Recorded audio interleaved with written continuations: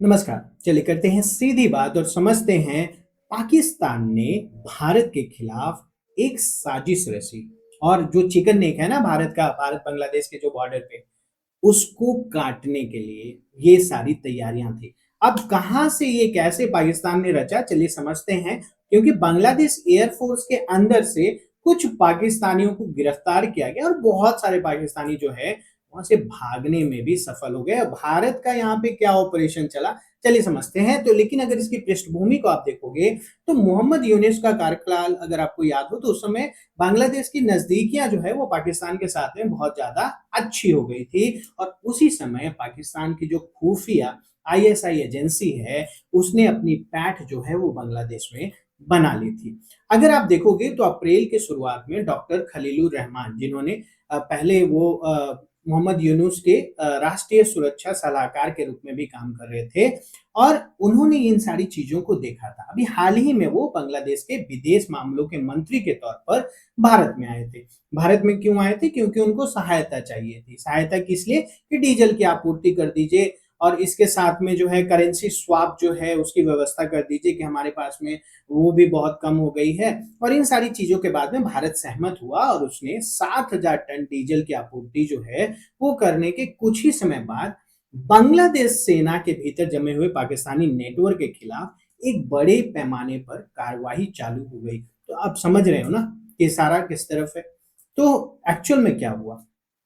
20 और 21 अप्रैल की सुबह बांग्लादेश वायुसेना की खुफिया शाखा ने ढाका में, चटगांव में, जेसोर में, कॉक्स बाजार में इन सारी जगह पे कई प्रमुख प्रतिष्ठानों पर छापा मारा। गिरफ्तारियां भी हुई। स्क्वाड्रन लीडर रैंक के कम से कम 2 अधिकारियों और 10 एयरमैन को हिरासत में लिया गया। अगर उसके साथ देखोगे तो बहुत सारे 9 से 10 कर्मी जो है वो भागने में सफल रहे, जिनमें से 4 से 5 तो बांग्लादेश से पूरी तरह निकलकर पाकिस्तान, तुर्की, पुर्तगाल और न्यूजीलैंड जैसे देशों में चले गए। अगर आप सुरक्षा की उपाय की बात करोगे तो संकट के जवाब में बीएफ मुख्यालय ने इन केंद्रों पर नागरिकों की छुट्टी के आवेदनों को निलंबित कर दिया। इसके साथ में जो वहां के कर्मी थे उनके मोबाइल फोन को भी जब्त कर लिया और बाकी जो निगरानी है उनको किया। अगर आपको निगरानी सही में करनी है अपने इतिहास के प्रिपरेशंस की तो गाइस तमिलनाडु बोर्ड की किताबें बहुत ही इंपॉर्टेंट होती है और ये उसकी समरी नोट्स है और इसके साथ में स्पेक्ट्रम, एनसीईआरटी और जो बाकी रेफरेंस बुक है उनको मिलाकर आपके लिए कंप्लीट मॉडर्न हिस्ट्री का पैकेज इन 2 किताबों में, जहां पे आपको मिलेगा high quality images, maps, UPSC prelims previous year questions solved and explained और उसके साथ में मॉक क्वेश्चंस।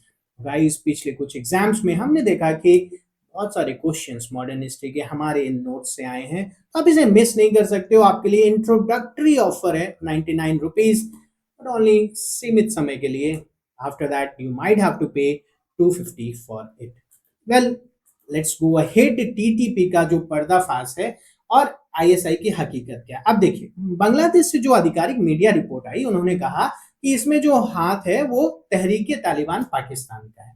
अब टीटीपी जो है ना वो पाकिस्तान के साथ काम नहीं करती है, पाकिस्तान के खिलाफ काम करती है। और दूसरा एक चीज और समझिए कि टीटीपी यहाँ से बहुत ज्यादा दूर में है, वो पाकिस्तान के उस क्षेत्र में है जहां पे वो तालिबान के करीब में है। अब इनको कैसे खंडित किया जाए ये समझिए कि टीटीपी सबसे पहले ये कहती है कि उसका कोई बेस या नेटवर्क बांग्लादेश में मौजूद नहीं है। नंबर 1। नंबर 2, अगर आप देखोगे तो टीटीपी खैबर पख्तूनख्वा में सक्रिय है जो कि 250 किलोमीटर दूर है, लगभग लगभग 2500 किलोमीटर सॉरी दूर है। उसे बांग्लादेशी रंग रूटों की कोई जरूरत नहीं है और उसके साथ में वो अगर टीटीपी के थे तो वो पाकिस्तान भाग के क्यों जाएंगे? पाकिस्तान में तो उन लोगों को एक तरह से खोजा जा रहा है, उनको आतंकवादी घोषित किया गया। तुर्की और पुर्तगाल क्यों जाएंगे वो भाग के? तो ये सारी चीजें जो है वो कहीं ना कहीं दिखाती है कि ये पाकिस्तानी हुकूमत से पनाह मांग रहे हैं और इसीलिए वो वहां पर गए हैं। असली रणनीतिक जो लक्ष्य है वो यहाँ पे है कि भारत पर ये जासूसी करना चाहते थे। ये किसी तरीके से ये देखना चाहते थे कि भारत का जो एयर स्पेस है उस पे किस तरीके से नजर रख पाए। और कुछ लोग जो हैं वो बांग्लादेश के कुछ सबसे जरूरी एयरबेस पर भी तैनात थे, जिनमें कुर्मिटोला, तेजगांव और जोहरुल हक बेस भी शामिल है। अगर आप देखोगे तो इसमें सबसे अहम बात यह है कि ढाका में कुर्मिटोला बेस अंतर्राष्ट्रीय हवाई अड्डे के ठीक बगल में स्थित है, जहां पे हाल ही में बांग्लादेशी हवाई क्षेत्र को कवर करने के लिए बेहद उन्नत थैलेस GM-403 रडार सिस्टम लगाया गया था। तो ये इसके द्वारा क्या करना चाहते थे, जो भारत का सिलीगुड़ी कॉरिडोर है जिसे चिकन नेक भी कहा जाता है, उसके ऊपर में जो है वो गतिविधियों को देखना चाहते थे, कंट्रोल करना चाहते थे। तो गाइस खैर फिलहाल के लिए तो आईएसआई और पाक का जो ये प्लान था ये तो फेल हो गया है।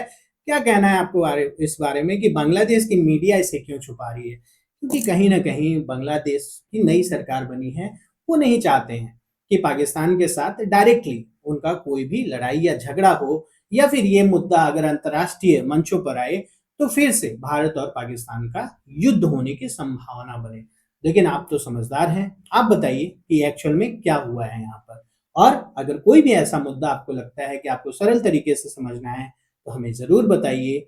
और हमें ये भी बताइए कि अगर आप संघर्ष कर रहे हैं, अगर आप किसी एग्ज़ाम की तैयारी कर रहे हैं, तो क्या ये ज़रूरी नहीं है कि आप लगे रहें, आप ईमानदारी से प्रयास करें और आप गिव अप ना करें। क्योंकि अगर आप ऐसा नहीं करते हैं, तो आज नहीं तो कल आप सफल ज़रूर होंगे। धन्यवाद।